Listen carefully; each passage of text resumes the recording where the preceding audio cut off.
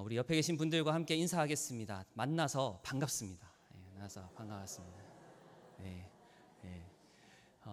그냥 정말 만나던 사람 계속 만나는 것이 아니고 우리는 실제로 너무나 반가운 마음으로 이 다시 만남에 대한 소망을 나눈 인사인 줄로 믿습니다. 사실 요즘에는 다시 만난다는 것이 얼마나 귀하고 소중한 일인지 잘 모르겠습니다. 참 하룻밤 이렇게 지나고 난 다음에 세상이 너무나 많이 변해 있고 우리 주변에도 참 많은 사람들이 힘들어하고 있기 때문이죠. 그 와중에 우리가 부활 신앙을 믿는다는 것, 우리가 부활 신앙을 공유한 한 교회의 성도로서 우리 다시 만나고 또 인사를 할 수 있다라는 것은 정말 중요한 어떤 이야기들입니다.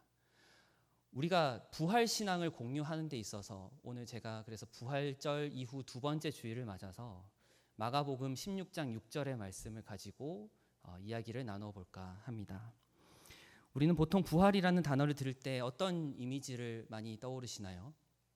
칠흑 같은 어둠 속에서, 흑암 속에서 떠오르는 한 줄기의 빛, 이런 것들을 우리가 떠올리는 경우가 많이 있습니다. 혹은 무거운 무덤문을 박차오르고 승리하는 어떤 예수 그리스도의 이미지를 상상하기도 합니다. 그렇습니다.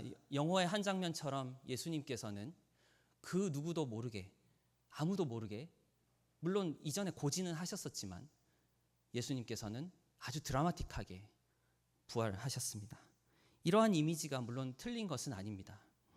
부활은 분명 우주적인 승리이고 영광의 사건이 맞습니다.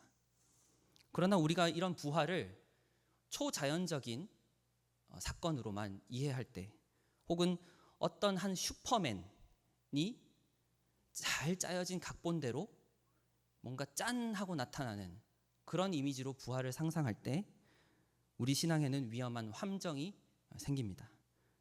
부활이 뭐랄까요?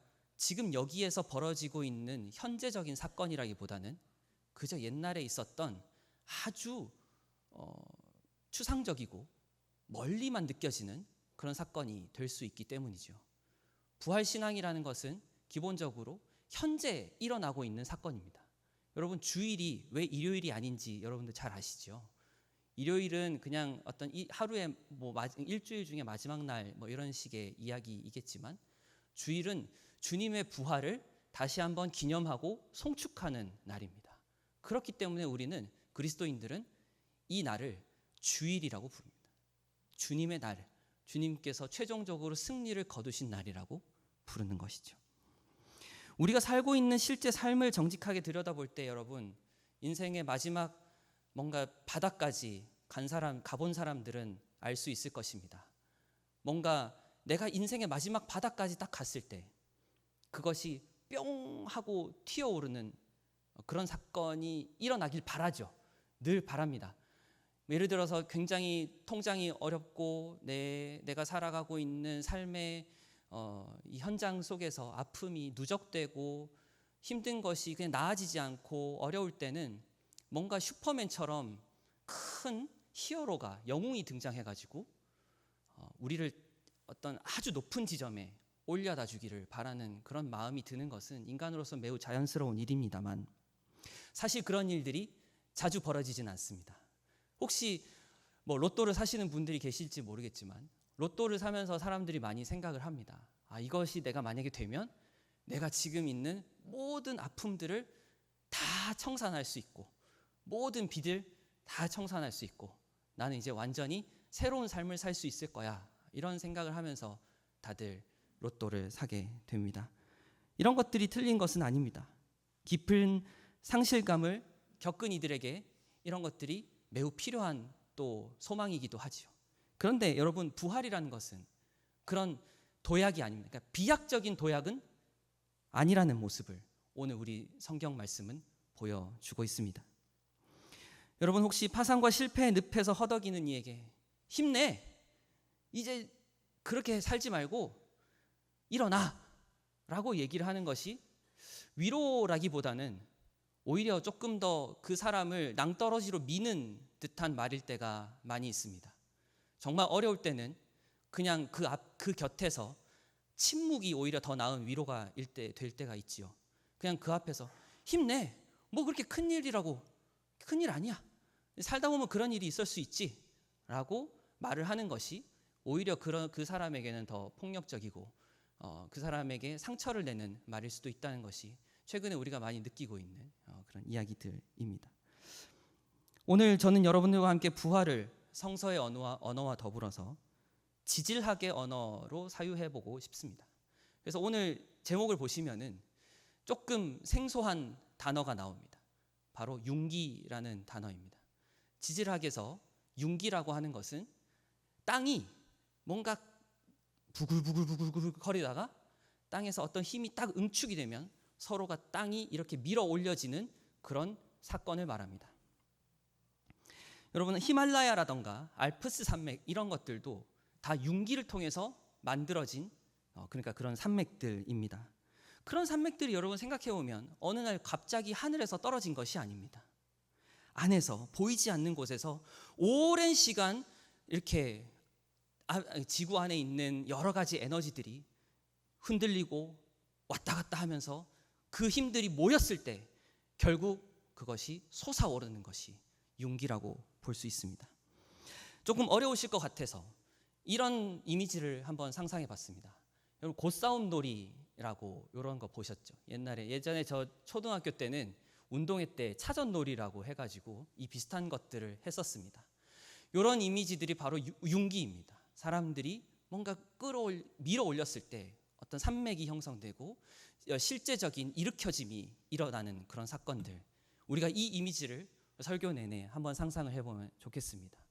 바로 여러분, 우리가 오늘 읽은 본문 마가복음 16장 6절에서는 부활의 신비를 매우 특이하게 얘기하고 있습니다. 이게 한글로서는 잘 표현이 되지 않습니다. 우리가 부활이 되었느냐 안 되었느냐라고 했을 때 가장 중요한 그 구절이 뭐냐 하면 바로 이 16장 6절입니다. 그가 살아나셨고라고 되어 있는, 진술하고 있는 이 구절입니다. 한글로 봤을 때는 이게 그가 살아나셨다라고 되어 있다.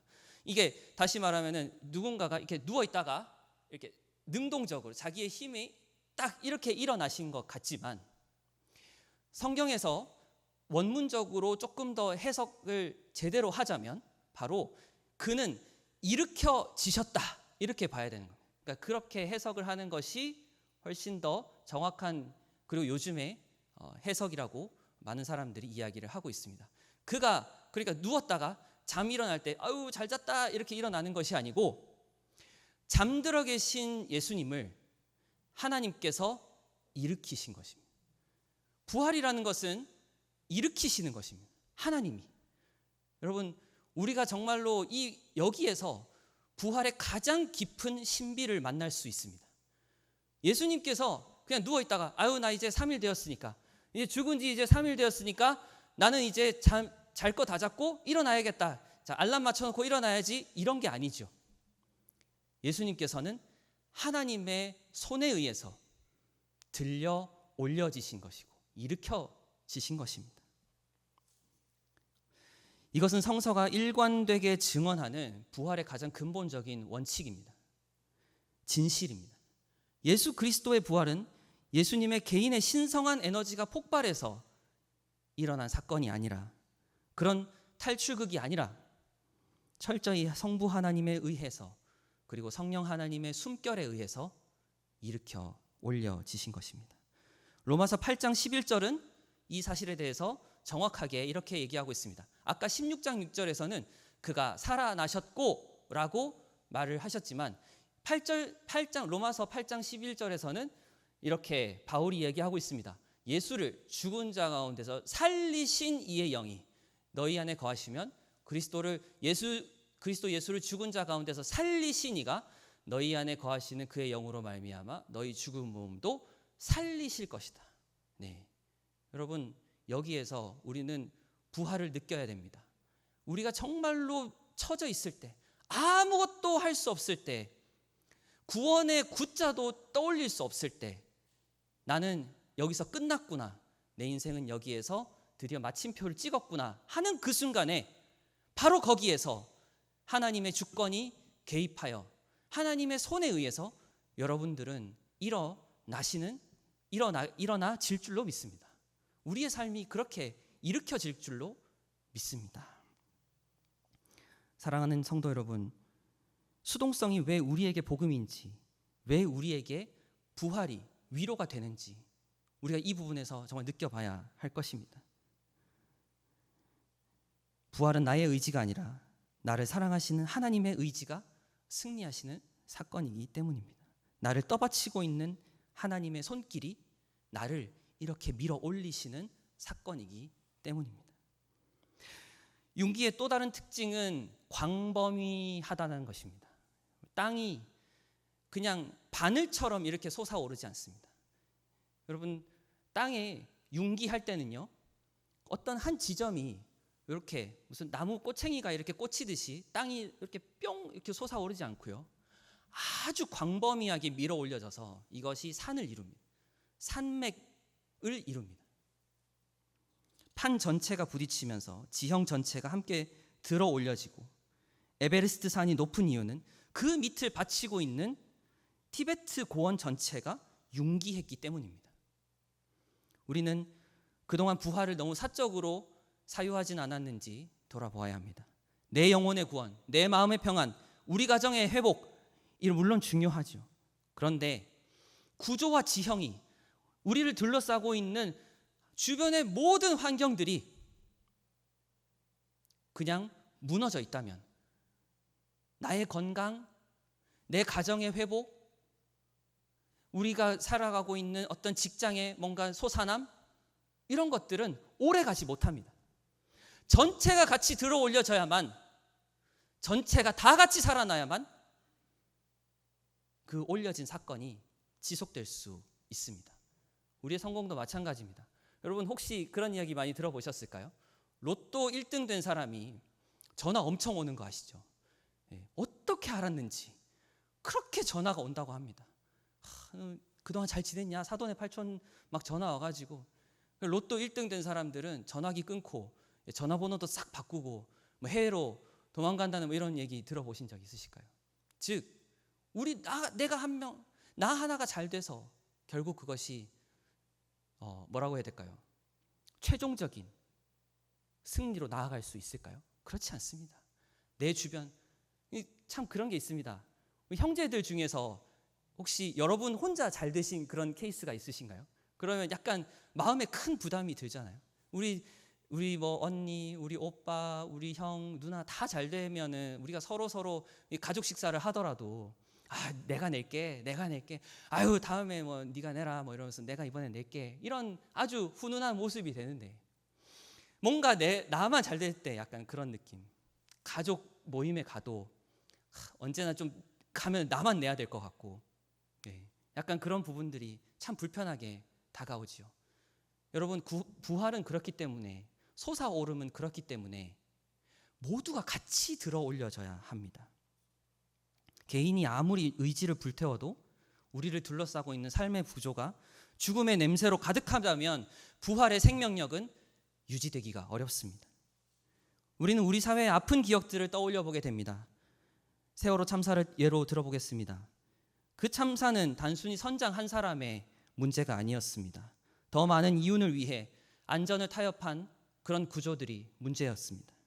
노후 선박의 수명 연장을 허가해준 그런 부패한 시스템도 위기 상황에서 사람을 구하기보다 매뉴얼과 보고에 급급했던 사람들이 이 거대한 침몰의 구조가 작동해서 같이 무너지게 된 것입니다. 근데 여러분, 반대로 우리가 1960년에 오늘 있었던 일이 무엇이 있습니까? 바로 4.19 혁명이 있었습니다. 4.19 혁명은 같이 솟아오른 사건이었습니다. 독재 권력의 부정선거에 맞서 들고 일어난 것은 단지 대학생 몇 명이 아니었고, 교수들이 거리에 나왔었고, 고등학생들이 앞장섰고, 상인들이 문을 닫았고, 어머니들이 골목에서 아이들의 손을 잡아주었기 때문에, 사회가 한 방향으로 같이 땅을 밀어 올렸기 때문에 이 사회는 민주화에 대한 열망으로 그날 1960년 4월 19일은 솟아오를 수 있었습니다. 그것은 바로 4.19는 구조의 융기라고 부를 수 있는 것이죠. 진정한 부활, 즉 윤기는 지형 전체가 함께 솟아오르는 것입니다. 나를 둘러싼 관계망 전체가 바뀌어야 됩니다. 우리 공동체의 문화가 바뀌어야 됩니다. 우리가 속한 사회적 지표면 자체가 들썩여야 되는 것입니다. 혼자 일어서려고 애쓰지 않으셔도 됩니다. 옆 사람의 손을 잡고 함께 일어나면 됩니다. 우리가 서로를 붙들은 연대의 지각판이 될 때 우리는 성령의 압력으로 인하여서 우리는 같이 밀어 올려질 줄로 믿습니다. 오늘 청소년부 우리 예배를 드리면서 불기둥과 구름기둥 이야기를 나누었습니다. 구름기둥은 뭘까? 이렇게 물어봤거든요. 구름기둥이 뭘까? 낮에 뜨거울 때 해를 가려주는 것이고, 불기둥은 뭔가 춥고 우리가 어두울 때 우리의 길을 밝혀주고 우리를 뜨겁게 우리의 체온을 보존해주는 그런 것을 나눴습니다. 여러분, 참 우리 삶에는 두 가지 다 필요해요. 뭔가 한쪽으로만 우리가 뜨거운 햇살을 피해서 너는 괜찮아, 잘하고 있어, 너는 정말로 인정받아 마땅해, 너는 정말 너무나 훌륭해, 아름다워, 너의 삶은 다른 사람이 보기에 본보기야 라고 이야기하는 것도 필요하지만, 또한 동시에 우리가 너무나 나태해지고 우리가 교만해지고 자만의 늪에 빠져 있을 때 너는 그렇게 해서는 안 돼, 너 입 조심해, 너 마음 사람들한테 그렇게 하면 안 돼 라고 얘기하는 그런 아주 날선 죽비 같은 목소리도 우리에겐 정말 필요합니다. 둘 다 필요한 겁니다. 우리가 한쪽에 어떤 사람들, 다른 사람을 무조건 축복해주고 격려해주는 말 당연히 좋지요, 필요하지요. 우리에겐 그런 것들이 너무나 중요합니다. 그렇지만 그것만 있어서는 안 됩니다. 우리에게는 불기둥과 같이 우리의 삶을 날카롭게 하나님 앞에서 무뎌져 있을 때, 하나님 앞에서 쓰러져 있을 때, 그래도 너 성령님이 이때까지 지켜주신 것을, 에베네셀의 하나님이 너를 지금까지 돌봐주신 것을 왜 기억하지 못해? 라고 말할 수 있는 그런 것들도 우리 신앙 공동체 안에서는 둘 다 필요한 것입니다. 그런 것들이 들고 나는 에너지를 통해서 우리는 같이 밀어 올려질 수가 있는 것이죠. 우리가 그렇게 밀어 올려져야 됩니다. 그냥 한쪽으로만 민다고 해가지고, 한쪽으로만 당긴다고 해가지고 윤기가 일어나지 않습니다. 우리가 전체가 서로를 돌봐줘야 됩니다. 이 공동체를 돌보아야 합니다. 잘하는 사람을, 물론 잘하는 것도 중요하지만 어떻게 위험 신호를 감지한 사람들은 위험 신호를 감지하고 경고의 메시지를 날리는 것도 엄청 중요합니다. 우리는 그렇게 건강한 공동체가 될 수 있기를 정말 바랍니다. 주님께서 우리를 그렇게 이제까지 이끌어 주셨기 때문에 앞으로도 그렇게 우리를 돌보아 주실 것이라고, 지켜주실 것이라고 저는 확신합니다.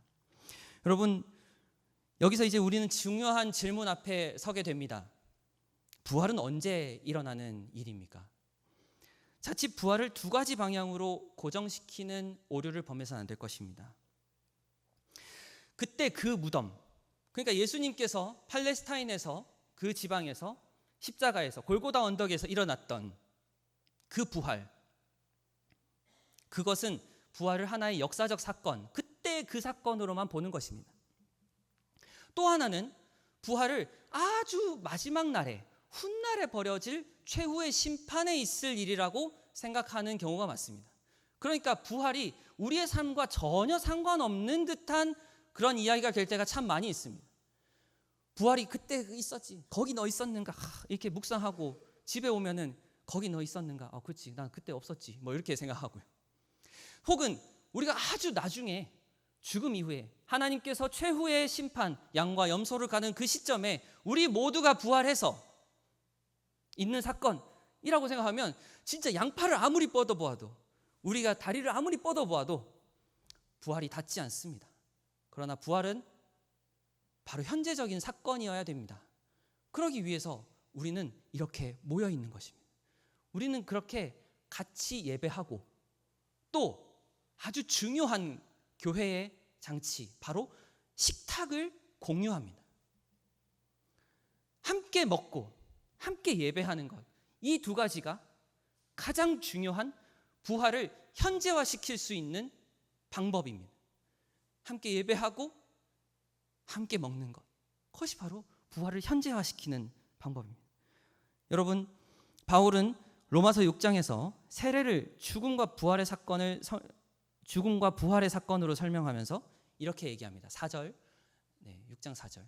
그러므로 우리가 그의 죽으심과 합하여 세례를 받음으로 그와 함께 장사되었나니 이는 아버지의 영광으로 말미암아 그리스도를 죽은 자 가운데서 살리심과 같이 우리로 또한 새 생명 가운데서 행하게 하려 하셨다라는 것입니다. 여러분, 새 생명 가운데서 행하라는 것은 현재적인 명령입니다. 부활은 거기에서 완료된 사건이기도 하고 미래에 완성될 사건이기도 하지만 동시에 지금 이 순간 우리의 일상 속에서 반복적으로 경험되어야 할 사건입니다.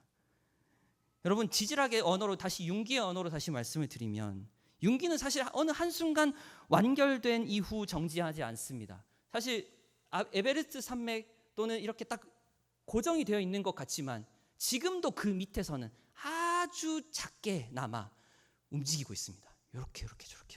그러다가 어느 순간 뭔가가 그 순간의 모멘텀을 만났을 때 쫙 하고 올라가고, 산이 무너지는 것들 혹시 보셨습니까? 그냥 쫙 하고, 저 산이 정말 무너질까라고 생각하는 그것도 어느 순간 쫙 하고 무너집니다.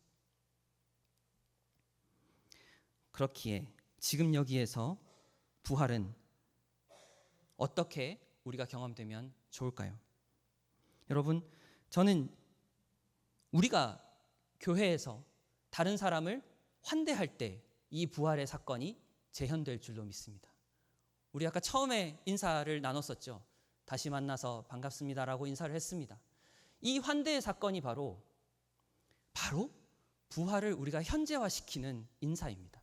다시 한번 우리 인사해 볼까요? 다시 만나서 반갑습니다. 다시 만나서 반갑습니다. 진짜로 우리가 다시 한번 만났다는 것이, 반가워하는 것이, 그 사람의 얼굴을 뭐 어제 새벽 기도에도 봤잖아, 뭐 이렇게 뭐 반가워해, 그게 아니고 우리가 지금도 다시 만나서 반가워할 수 있다는 것, 이것이 바로 부활을 현재적으로 살아내는 중요한 장치이고 방법인 줄로 믿습니다.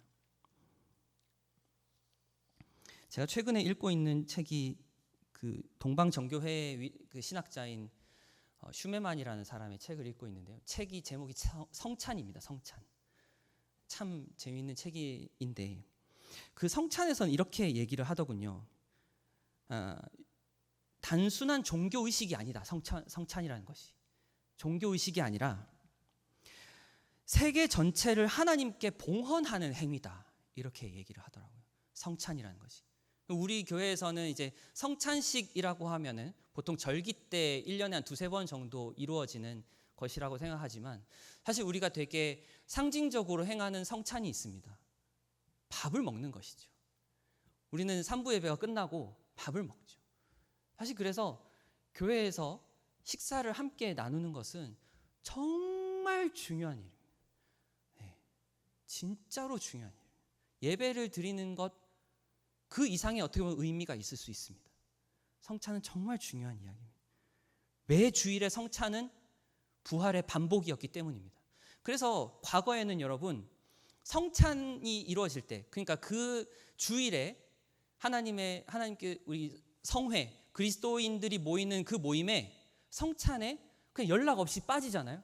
제명시켰어요. 더 이상 우리의 회에 올 수 없어. 밥을 빠지면 회에서 제명을 시켰다고 합니다. 즉 다시 말하면 그 무엇입니까? 우리가 그 물질적으로서 계속해서 예수 그리스도의 부활을 현재적으로 체험하고 그것을 현현화하는 것, 지금 현재의 일로 다시 복구시키는 것, 그것이 바로 식탁의 자리인 줄로 믿습니다. 이 물질적 환대가 바로 우리를 형제와 자매로 받아들이게 만듭니다. 사실 여러분, 초기 교회의 그리스도계의 식탁은 매우 혁명적인 일이었습니다. 예전에는 같이 밥도 먹지 않았어요. 그리스도인들의 가장 혁명적이었던 이유는 무엇입니까? 서로를 형제와 자매로 불렀고 형제와 자매로 실제로 대했기 때문입니다.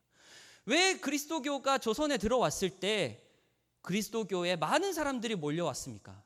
교회에 남자와 여자가 자리를 구분하여 앉지 아니하고 여성들도 교회에 들어와서 한 형제와 한 자매로, 노인들도 노비들도 신분이 낮은 사람들도 함께 형제와 자매로 불려졌기 때문에 이 교회는 그 자체로 혁명적이었고 혁신적이었고, 당시 사람들이 거기 가면은 나를 개똥이 소똥이로 부르지 않고 김땡땡 집사로 부르더라 라고 하는 것이, 누구 엄마야, 소똥이 엄마야 이렇게 부르는 것이 아니고 거기 가서 권땡땡 권사야 이렇게 부르다라는 것입니다.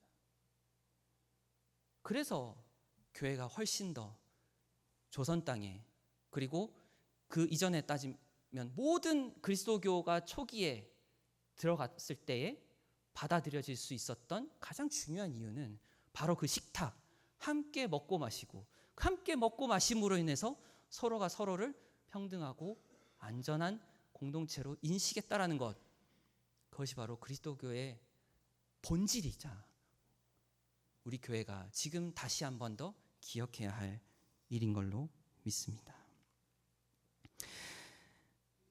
오늘날 한국교회의 위기는 부활을 지나치게 사적인 소유물로 전락시킨 점에 있습니다. 나만 복받고 나만 구원받겠다는 이기적인 복음은 윤기를 일으킬 수가 없습니다. 지형을 오히려 울퉁불퉁하게 만드는 것이죠. 우리가 이사야 선지자라 말씀하셨듯이 여호와께서 오시는 길을 곧게 해야 되는데, 곧바르게 해야 돼요. 여러분, 우리는 그분이 다시 오실 길을 곧게 하는 사람들입니다. 뭔가 방지턱이 있거나 걸림돌이 있으면 그걸 치워야 되는 사람인데, 그 안에서 곧게 하지 못하고 그냥 내가 여기에서 내가 혼자 잘났다, 나만큼 아는 사람 없지 라고 하는 마음들은 곧게 하기는커녕 우리는 서로를 울퉁불퉁하게 그분이 오시는 길을 막고 있는 건 아닐까, 그래서 한번 생각해 보아야 합니다. 부활절 아침, 부활하신 주님께서는 오늘 우리들에게 물어보셨습니다. 너는 지금 절망에 빠진 너의 이웃을 위해서 그가 일으켜질 수 있는 윤기의 조건이 되어주고 있는가? 여러분, 그렇기 때문에 그렇게 생각합니다. 부활을 생각할 때 우리가 누군가를 일으켜 줄 수 있는 사람인가? 라는 것들을 생각해 봐야 됩니다. 나는 어떤 사람을 오늘 일으켜 주고 갈 것인가? 교회에 나와서 누가 나한테 오늘 나를 누가 일으켜 주지? 라고 하는 생각 말고, 나는 오늘 누구를 일으켜 줄 수 있을 것인가? 난 누구를 더 세워 줄 수 있을 것인가? 난 누구를 나보다 더 낮게 여겨 줄 수 있을 것인가? 이걸 하루 종일 고민하는 시간이 바로 교회에서의 시간이 되어야 할 줄로 믿습니다. 그래야만 이 교회가 계속해서 서로가 밀어 올려지는 그런 일들이 반복되기 때문입니다. 여러분, 땅이라는 것이 참 신비한 존재라고 저는 생각합니다. 땅은 스스로 자기가 결심해서 솟아오르지 않거든요. 누군가가 밀어 올려져야만 땅이 올라갈 수 있습니다. 보이지 않는 곳에서 사랑의 힘이 축적되고, 누군가가 곁에서 함께 견뎌주고, 침묵으로서 함께 해주고, 그냥 무심하게 전화하는 겁니다. 그냥 전화를 할 때도 여러분, 네, 구역장 누구예요? 뭐 이렇게 전화하는 게 아니고, 뭐 해? 그래, 밥 먹었나? 이렇게 물어봐주고, 그죠? 그래서 좀 이따가 나 시장 갈 건데 같이 갈래? 이런 정도, 이런 무심함. 그렇지만 그럼으로 인해서 우리가 함께 곁에 있어주는 것, 그것이 바로 윤기가 아닐까 생각합니다. 공동체가 성찬의 정신으로 물질적 영적 기반을 제공할 때 누군가는 반드시 솟아오르게 되어 있습니다. 여러분, 지금 일어날 힘이 없다고 여러분 낙심하지 마십시오. 주님께서 우리를 혼자 두지 않으시고 교회 공동체의 구성원들을 두셨습니다. 내 주변에 있는 사람들이 좋은 말들을 해줄 겁니다. 그럼 좋은 말을 정말 좋은 말로 받아들여 주세요. 나에게 뭔가 충고하는 말이 있거나 나에게 조금 약간 긁는 말이 있다고 하더라도, 그것도 나 잘 되라고 하는 이야기겠지 라고 이야기하면서 우리가 서로가 서로를 좀 더 북돋아주고 응원하고 밀어 올려주는 우리가 되었으면 좋겠습니다. 주님께서는 우리를 혼자 두지 않으시고 거대한 공동체의 판 위에 두셨음을 우리는 생각해 봐야 됩니다. 죽음을 이기고 하나님에 의해서 일으켜지신 예수 그리스도의 평강과 소망이 우리 모두와 함께 있기를 주님의 이름으로 축원합니다. 기도하겠습니다. 하나님,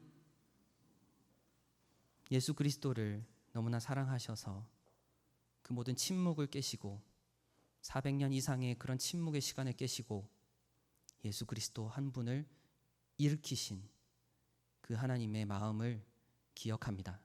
주님, 저희들이 일어나기 힘들 때에, 그리고 이 고통의 순간이 너무 오래됐다고 해가지고 저희들 너무 낙심하지 않게 도와주시옵소서.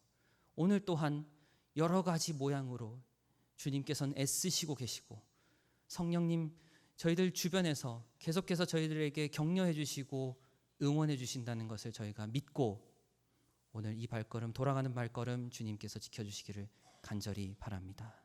이 모든 말씀 예수님의 이름으로 기도드립니다. 아멘.